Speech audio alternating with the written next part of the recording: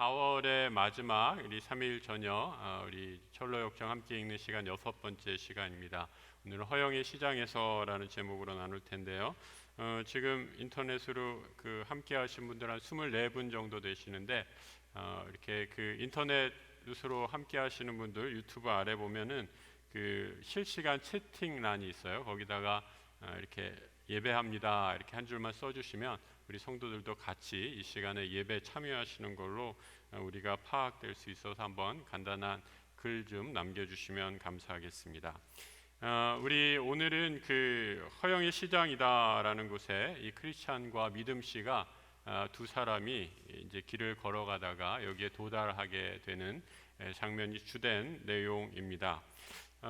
이 크리스찬이 믿음의 길을 걸어갈 때 정말 위기의 순간마다 한 명씩 한 명씩 이 도우미들 또 동역자들을 통해서 그 위기의 순간을 버티고 또 이겨내는 것을 보게 되죠. 우리가 지난번에 살펴보았던 것처럼 하우스 뷰티풀 이렇게 아름다운 궁전이죠. 그곳에서 도우미들을 그 성을 섬기는 도우미들의 손길을 받아서 영적인 무장을 하고 계속해서 하나님 나라 순례의 길을 계속했다라는 것을 살펴봤고요. 영적인은 무장을 했지만 모든 문제가 다 해결된 건 아닙니다. 정말 사탄 마귀가 우는 것처럼 크리스찬을 이렇게 집어삼키려고 달려드는데 이 크리스찬과 함께 동행한 사람이 있었어요. 그 사람이 우리 지난 시간에 함께했던 페이스풀 믿음 씨였죠. 믿음 씨가 함께 크리스찬과 믿음 씨가 둘이 함께 길을 가다가 이제 이 복음 전도자를 만나게 됩니다. 허허 벌판을 다닐 때에 복음 전도자를 만나게 돼요. 이 복음 전도자는 어떤 사람이었는가? 크리스찬에게 처음으로 우리가 앞선 시간에 살펴봤듯이 복음의 씨앗을 뿌린 사람이죠. 그래서 믿음을 갖게 되고 크리스찬이 멸망의 도시, 자기의 고향인 멸망의 도시를 떠나 나와서 순례의 길을 걸어갈 수 있도록 복음의 씨앗을 뿌린 사람이 바로 이 복음 전도자였다라는 겁니다. 그러면서 복음 전도자가 이 믿음 씨와 크리스찬을 만나면서 권면해 주는 내용이 우리가 지난 시간에 이어서 오늘 읽게 되는 그 등장 부분에서 계속해서 이어지고 있는 것을 보게 됩니다. 그러니까 여러분 우리가 믿음의 길을 걸어갈 때 우리가 믿음이 흔들리고 또 어려움에 닥치고 시험에 들 때 나를 통해 나에게 보내주신 하나님의 천사들이 있어요. 날개는 없지만 날개는 보이지 않지만 하나님께서 나의 믿음을 통해서 보내주시는 동역자들, 또 기도의 동역자들, 또 한마디 위로의 말을 던지는 그 동역자들이 바로 이런 역할을 하는 게 아닌가 싶습니다. 아주 짧은 만남이었는데 이 짧은 만남을 통해서 이 복음 전도자가 순례의 길을 행하고 있는 크리스찬과 믿음 씨에게 이런 말을 전해주고 있죠. 이렇게 말하고 있습니다. 이건 복음 전도자의 말이죠. 첫 번째 박스 안에 있는 내용인데요. 면류관을 얻기 위해서 계속 달려나가십시오. 이 면류관을 얻으려고 길을 떠나 꽤 멀리까지 간 사람들이 많았지만 갑자기 다른 사람이 중간에 끼어들어서 그들로부터 면류관을 빼앗긴 일들도 있었습니다. 그러니 면류관을 빼앗기지 않도록 굳세게 견디어내고 단단히 붙들어야 합니다. 그럼 믿음의 길을 걸어갈 때 얼마나 많은 사람들이 이 면류관을 빼앗기고 믿음을 중도에서 중도 하차하는지 모른다라는 거죠. 당신들은 아직 마귀의 세력권에서 완전히 벗어나지 못했으니 죄에 대항해서 싸우기는 했으나 피투성이가 되어 죽을 정도로 무시무시한 경험은 별로 하지 못한 셈입니다. 그러니까 앞으로 천성에 도달하기까지 그 나라 이르기 전까지 앞으로 우리에게 남은 고난의 잔이 남아 있다라는 겁니다. 그러니 보이지 아니하는 것을 보이는 것처럼 확고하게 믿고 굳건히 나아가야 합니다. 이 세상에 속된 것들에 마음을 두어 쓸데없는 동요가 일어나지 않도록 노력해야 하며 무엇보다도 여러분들 자신의 영혼과 마음을 살펴 육신의 정욕에 사로잡히지 않도록 주의해야 합니다. 라고 복음 전도자가 계속해서 순례의 길을 떠나고 있는 크리스찬과 믿음 씨를 권면하고 격려하고 또 그들의 길을 축복하는 것을 보게 됩니다.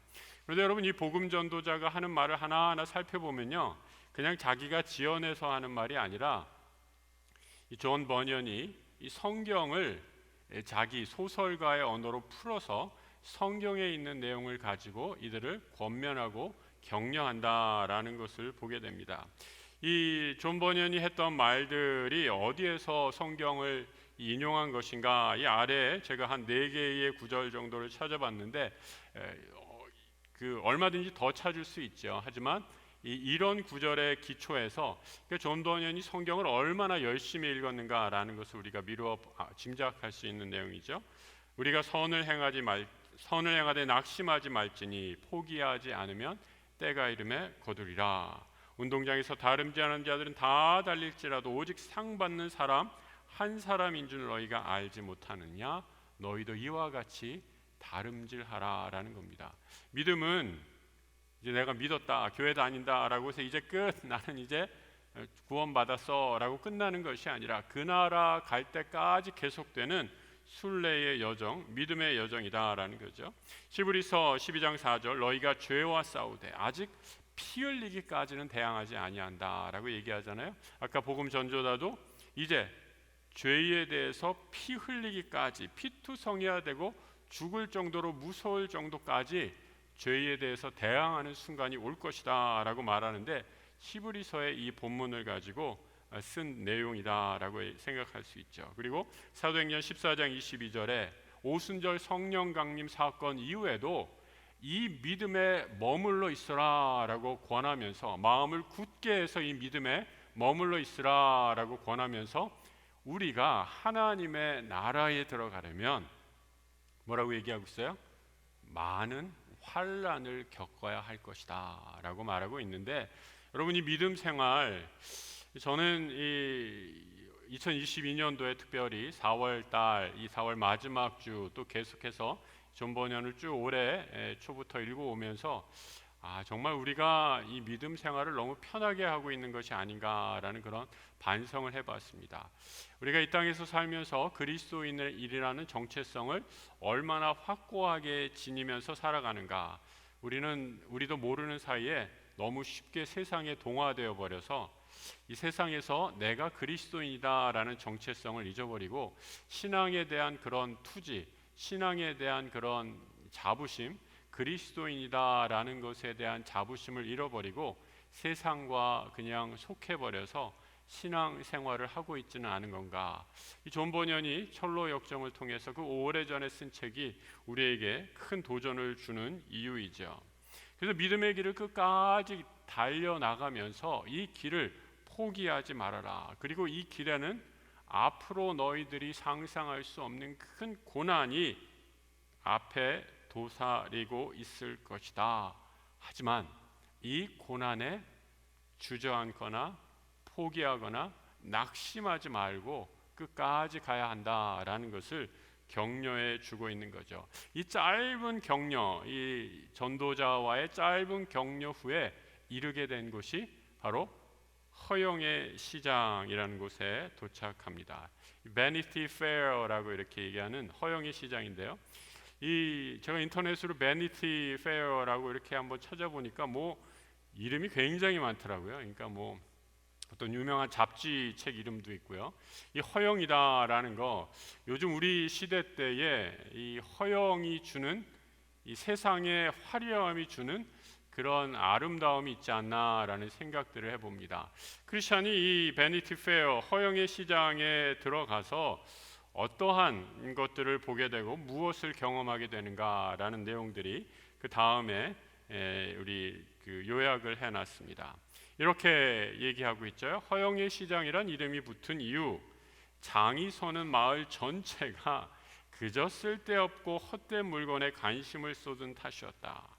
새 예루살렘으로 가려면 반드시 시끌벅적하게 장이 열리고 있는 이 도시를 지나가야 하는데 거기를 피해서 새 예루살렘에 가려는 순례자들은 어떻게 해야 돼요? 이 세상 밖으로 나아가야만 한다. 이 부분이 중요하죠.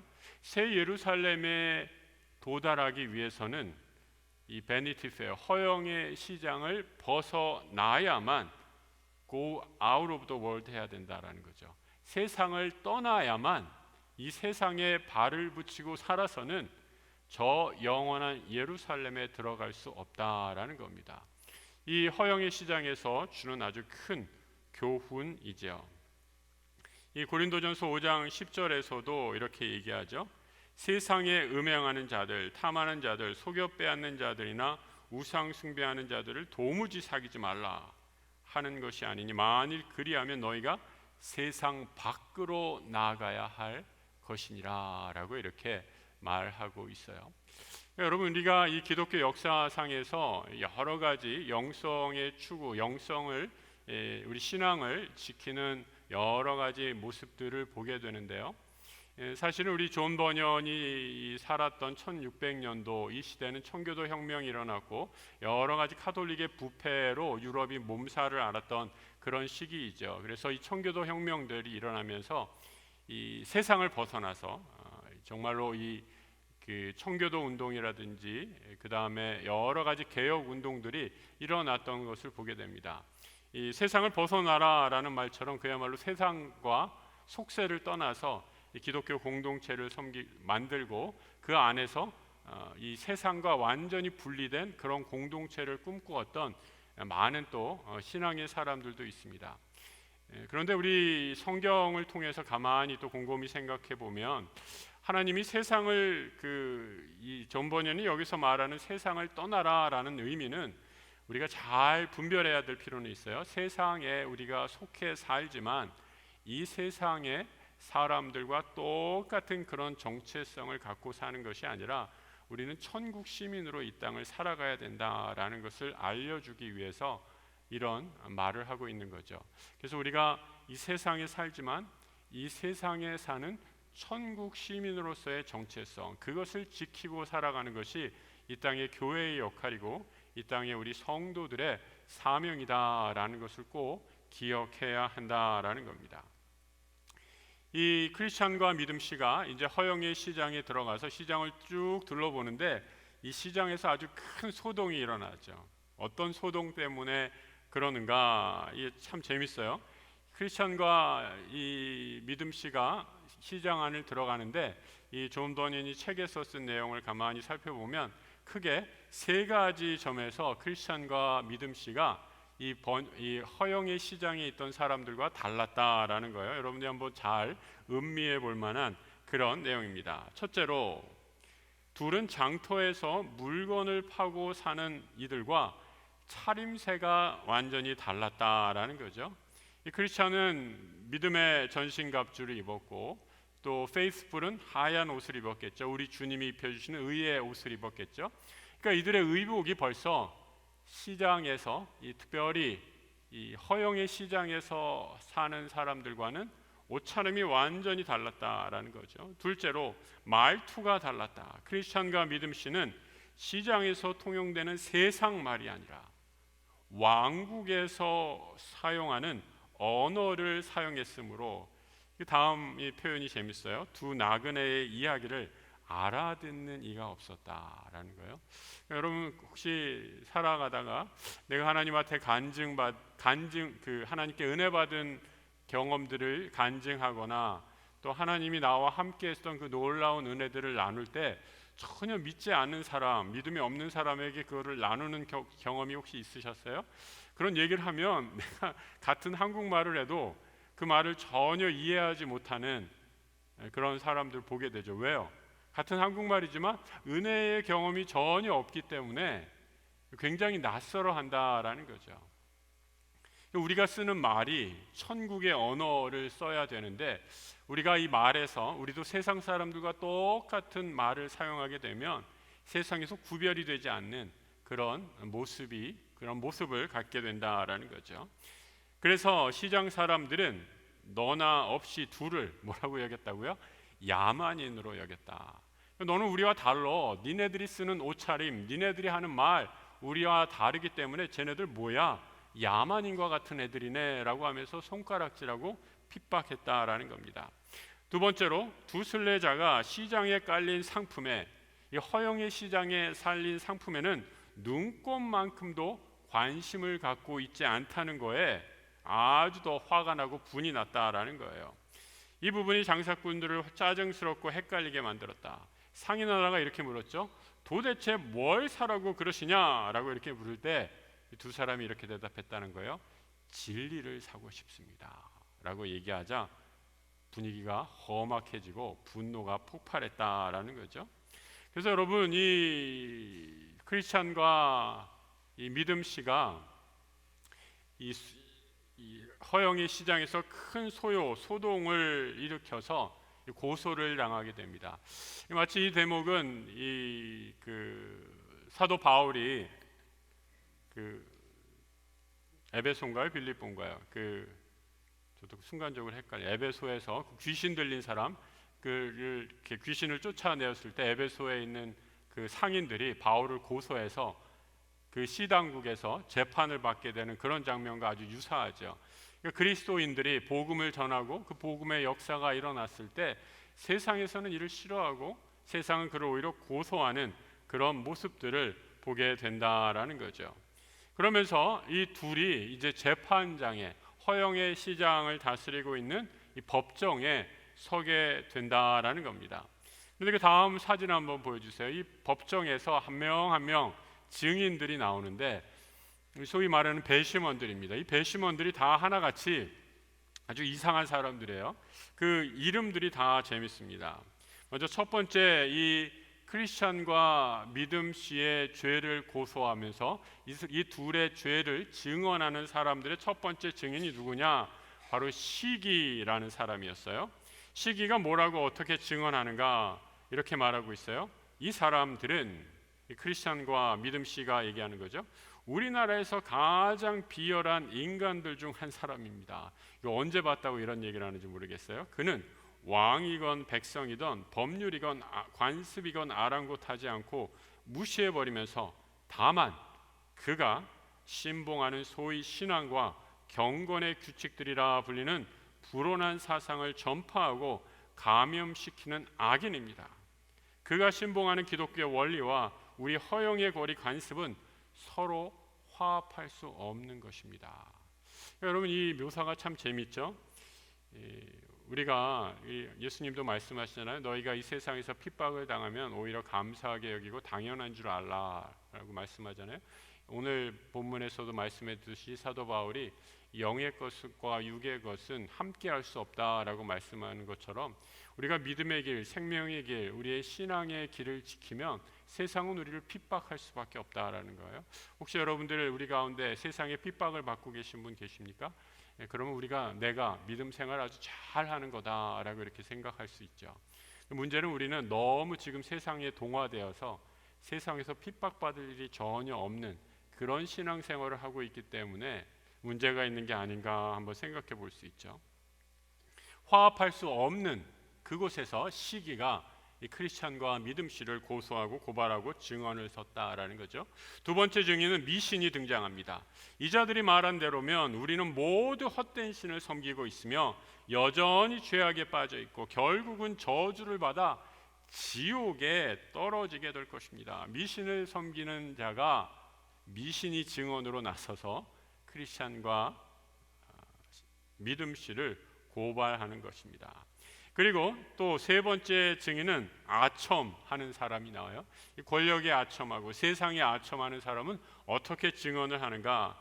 그 자는 우리의 고귀한 대왕 바알세부를 비방하였고 음란경, 사치경, 허영경, 세욕경, 탐욕경 등을 비롯한 여러 귀족을 경멸적으로 모욕하는 말을 하고 그 귀족들을 이 마을에서 더 이상 살지 못하도록 내쫓아야 한다. 그러니까 허영의 시장에 이 족보 있는 귀족들을 크리스찬과 믿음 씨가 모욕했다. 그래서 그들에게 아첨하기 위해서 이렇게 거짓 증언을 하고 있는 거죠.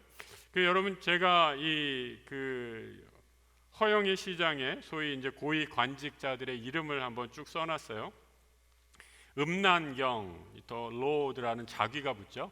이 로드라는 이 자귀가 붙으면은 이 군주를 뜻하는 거거든요. 중세 때. 또 로드 커널이라는 말이 붙고, 커널이라는 말은 아주 육신적인, 육체적인 아주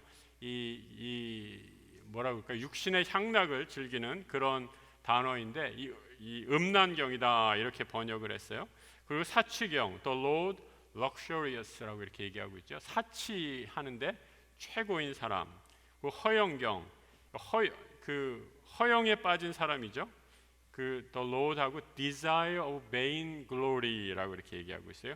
헛된 영광, vain glory 하면은 헛된 영광을 desire, 그러니까 아주 갈망하는 사람.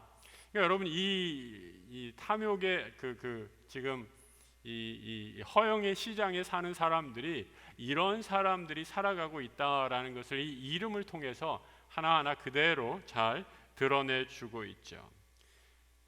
그리고 Lord lechery, 이 세욕, 어떤 성적인 그런 탐닉하는 자, 그리고 탐욕, so greed, 이 욕심, 탐욕을 내는 사람들은 그보다 한 단계 낮아요. 이 앞에는 다 Lord라는 이 군주 앞에 붙는 이 봉건 영주에게 붙는 칭호가 붙었는데 이 greed는 sir라는 이 칭호를 붙이면서 재미있는 그런 내용들을 이 허영의 시장에 사는 귀족들의 리스트를 하나하나 얘기해 주면서 그 삶의 이 생활의 모습들이 이름에서 그대로 드러나는 것을 보게 됩니다.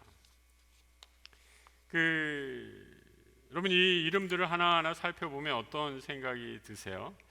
이 1600년도에 존 버년이 살았던 시기와 오늘날 우리가 살았던 시기와 크게 다르지 않다라는 생각을 한번 해보지 않습니까? 오히려 그때보다 오히려 더 교묘하게 이 세상은 우리를 꽤 유혹하려고 더 교묘한 방법으로, 사탄은 우리를 더 교묘한 방법으로 유혹하고 있지 않나라는 생각들을 해봅니다. 이들이 고발하는 내용, 이들이 말하는 내용의 일관된 내용은 뭐예요? 너희들의 신앙은 다 쓸데없는 짓이다. 이 세상에서 그런 믿음의 길을 걸어가다가는 손해보고 실패하고 망하게 된다라는 것을 계속해서 고발하며 그 신앙의 길을 포기하도록 유혹하는 이 유혹자들의 모습으로 나타난다라는 거죠. 그러면서 이 법정에서 참 재판장도 재밌어요. 이 믿음 씨와 이 크리스찬의 유죄를 증명하기 위해 여러분 유죄를 선고하려면 죄를 선고하려면 그 죄에 대한 법이 있어야 되잖아요. 그렇죠? 만약에 도둑질을 했으면 이 도둑질을 하에 대한 절도죄가 있어야지 그 절도죄로 이 절도를 행한 사람의 죄를 물어서 심판하는 게 아니겠어요? 그러니까 크리스찬과 믿음 씨를 지금 재판장에 세웠는데 이들이 지금 어떠한 법을 기준으로 해서 이들을 죄인이다라고 선포를 하는가? 이 죄에 대해서 선포하는 기준이 아주 재밌습니다. 말씀을 하나하나 들면서 이 죄를 선포하고 있어요. 첫 번째 죄가 출애굽기 1장 22절이에요. 바로 왕이라는 사람이 있었는데 그 모든 백성에게 명령하여 이르되 아들이 태어나거든 너희는 그를 나일강에 던지고 딸이거든 살려주라. 여러분 이때 어떤 때인지 아시죠? 모세가 태어났을 때 남아이면 다 죽이라라는 명령을 내렸던 그 시기입니다. 이 바로 왕 때의 법을 여기다가 적용을 하는 거예요. 바로 왕이 오래전에 제정한 법 가운데는 뭐라고 얘기하느냐? 불순한 종교를 가진 자들이 많아지면 곤란하니 그 남자 아이들은 강물에 던져버렸다. 이 법에 의거해서 너희들도 죽여버리겠다라고 이렇게 판결을 내리는 거예요. 이 말이 되는 법이에요, 여러분? 그야말로 아전인수식의 해석이죠. 자기들이 편하게 성경을 왜곡하는 거죠. 바로 왕이 정한 법이 지금 이 상황에서 무슨 상관이 있어요? 아무 상관이 없는데 그 구약에 있는 바로의 법을 가져다가 하나님의 구원의 역사와는 완전히 대치되는 그 법을 가져다가 그 법을 근거로 해서 너희들은 세상을 문란하게 하는 불순한 종교를 가진 자들이니 처형받아 마땅하다라고 크리스찬과 믿음 씨를 지금 죄를 걸어서 판결하고 있다라는 겁니다. 또 하나 두 번째 이 죄는 무엇이었는가? 다니엘 3장 6절에 이 말씀을 가지고 이 죄를 구실을 잡죠. 누구든지 엎드려 절하지 아니하는 자는 즉시 맹렬히 타는 풀무불에 던져 넣으리라라는 거죠. 여러분, 이건 누가 정한 법이었어요? 느부갓네살 왕, 바벨론 왕이었던 느부갓네살이 정한 왕이었죠. 이 왕이 어떤 법을 정했죠? 우상에게 엎드려 절하지 아니하는 자, 다시 말해 바벨론의 신상에 엎드려 절하지 않는 사람은 극렬히 타는 풀무불에 던져 넣으라라는 법이 있었다. 그러니 너희들 허영의 시장에서 믿는 신들을 섬기지 않으면 이 법에 의거해서 너희들도 얼마든지 처형할 수 있다. 이런 말도 안 되는 법을 적용한다라는 거죠. 또 마지막으로 다니엘 또 6장 7절을 또 적용하고 있습니다. 모든 총리와 지사와 총독과 법관과 관원이 의논하고 왕에게 한 법률을 세우며 한 금령을 정하실 것을 구하나이다.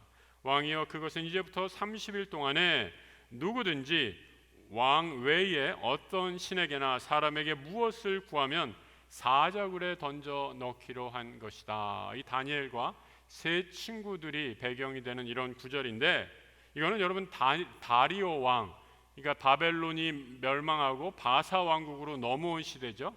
이 바사 왕국 시대의 다리오 왕 때 일어난 일인데, 또 이 법을 적용하는 거예요. 왕 외에 어느 신이나 사람에게 무엇을 구하면 사자굴에 던져 넣는다는 법이 있었는데, 이 법에 의거해서 너희들 마땅히 처벌할 수 있다라고 이렇게 주장하는 거죠.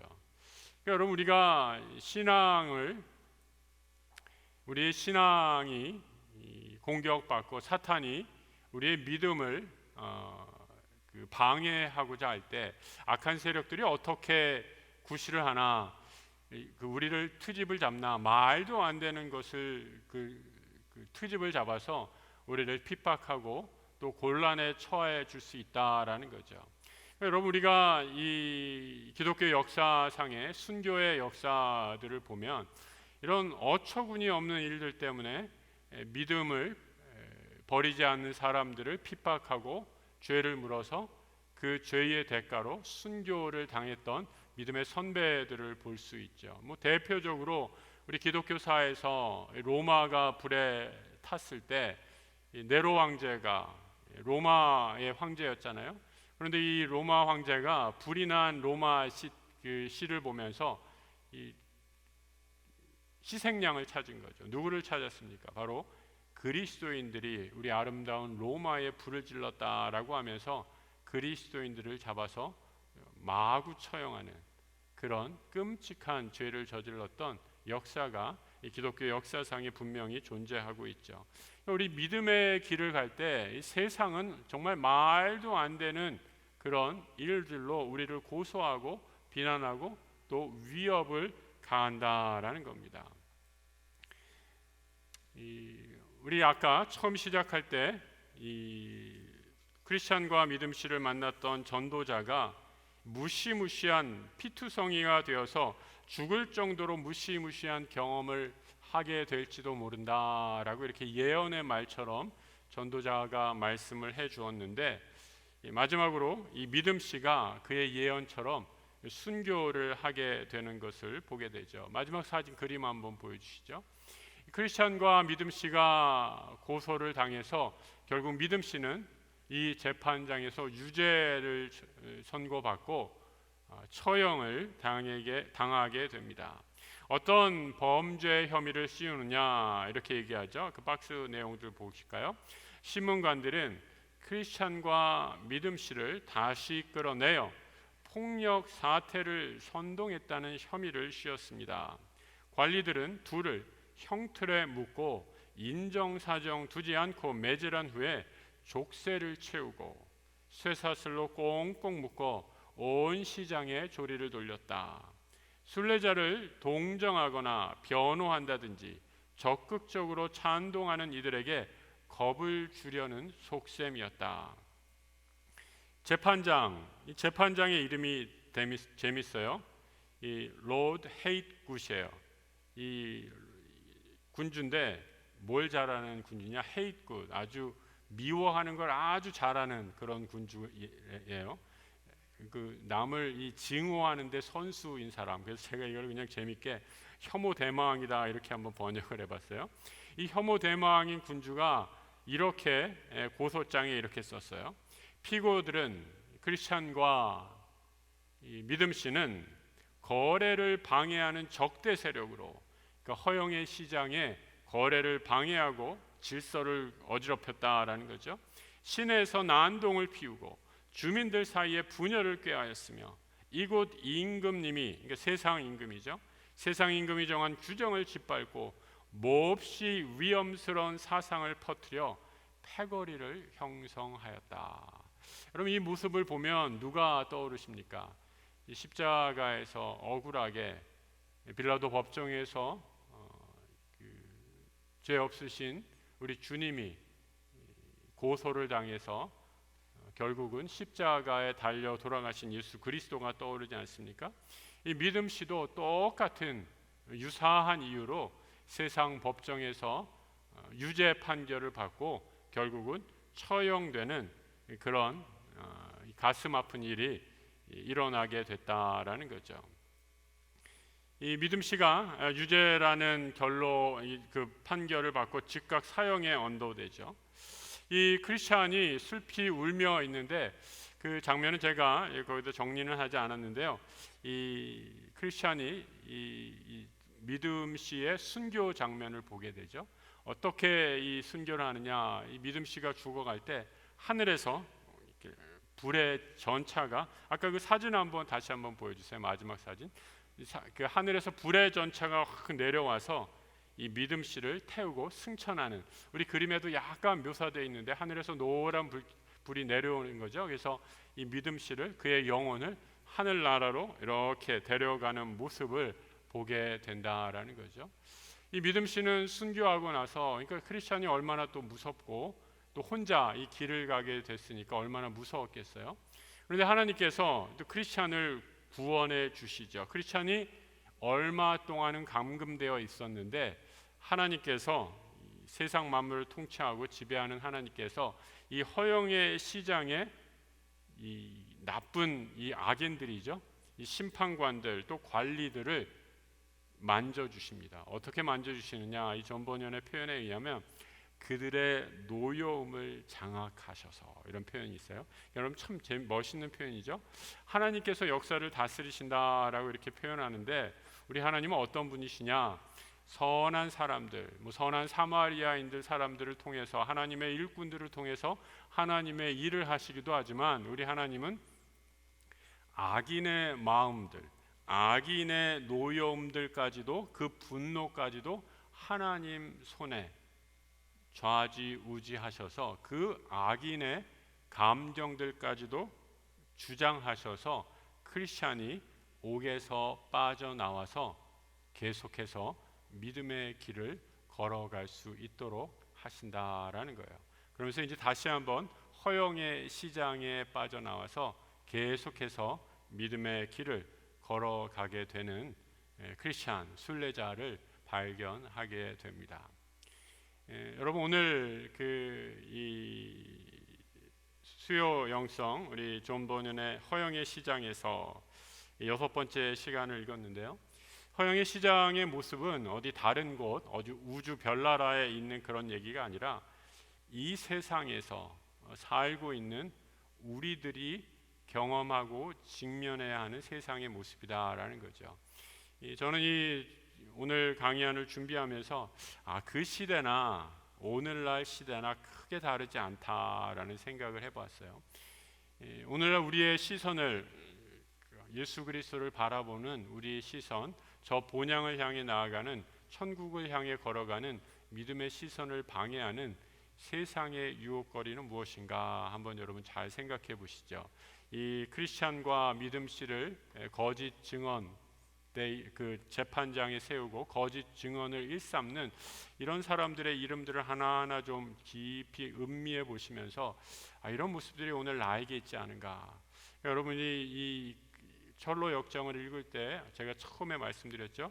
옛날 그냥 이야기가 아니라 이 이야기가 오늘날 오늘을 살아가는 나의 이야기다라는 것을 생각하시면서 이 모습들이 나에게 있지 않은가, 이 세상과 동화되어서 그리스도인의 그리스도인됨, 그리스도인의 온전한 정체성을 잃어버리고 있는 이 세상의 것을 탐하고 추구하는 나의 모습은 아닌가 한번 깊이 묵상해 보면서 계속해서 우리에게 주어진 믿음의 길, 순례의 길, 그 나라 갈 때까지 믿음으로 심차게 걸어가는 우리 모든 성도들 되시길 우리 주님의 이름으로 축복합니다. 우리 함께 기도하겠습니다. 하나님 아버지, 오늘 허영의 시장에서 부분을 함께 읽었습니다. 그 오래전에 존 버년이 만들어냈던 허영의 시장이라는 곳, 바로 우리가 이 땅에서 살고 있는 우리의 세상과 크게 다르지 않은 것을 보게 됩니다. 이 세상에 얼마나 멋진 것들이 많이 가득한지요. 우리를 즐겁게 하고 우리에게 기쁨과 쾌락을 주는 수많은 것들이 이 세상에 넘쳐납니다. 또 코로나 2년여 동안 긴 세월 함께 지나면서 우리도 나도 모르게 그 허영의 시장에 동화되어서 믿음의 길 걸어가는 것을 포기하고 주저앉고 머물렀던 우리의 연약한 모습들을 주님 바라봅니다. 아버지 하나님, 우리에게 영적인 자각 허락해 주셔서 다시 일어나 믿음의 길 걸어갈 수 있는 은혜 허락하여 주옵소서.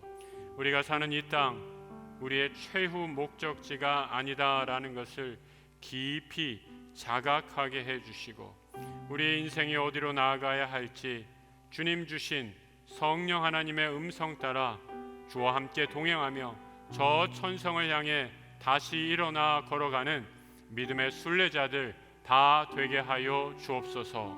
먼저 은혜 받은 자들 주변을 돌아보아 우리의 믿음의 형제 자매들 가운데 혹 시험받고 넘어지고 실족한 형제 자매들 있다면 기꺼이 다가가 손을 내밀어 일으켜 세워줄 수 있게 하여 주시고, 이런 귀한 섬김을 통해 우리 믿음의 공동체가 더욱더 든든히 세워지고 하나님 나라로 향해 나아가는 하나님 성령 충만한 부흥의 역사를 이뤄내는 주의 거룩한 공동체 되게 하여 주옵소서.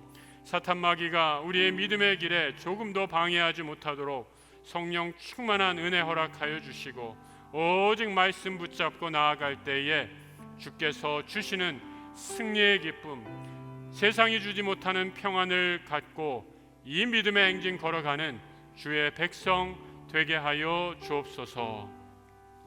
지금은 우리 주 예수 그리스도의 은혜와 우리 하나님 아버지의 크고도 놀라우신 사랑하심과 성령님 함께 하심이 오직 주의 말씀으로 은혜 안에 믿음의 행진 순례의 길 걸어가기로 다짐하는 우리 모든 고개 숙인 믿음의 백성들 위해 지금부터 영원토록 함께 하시기를 간절히 축원하옵나이다. 아멘.